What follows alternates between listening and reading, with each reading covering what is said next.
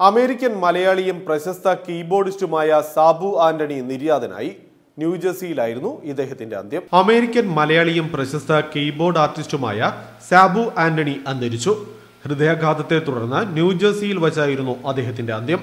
സംഗീത സംവിധായകൻ, അധ്യാപകൻ തുടങ്ങിയ സംഗീതത്തിന്റെ വിവിധ മേഖലകളിലായി കഴിഞ്ഞ 25 വർഷം ജീവിച്ച സാബു അമേരിക്കൻ മലയാളി സമൂഹത്തിലെ പ്രധാന കണ്ണിയായിരുന്നു.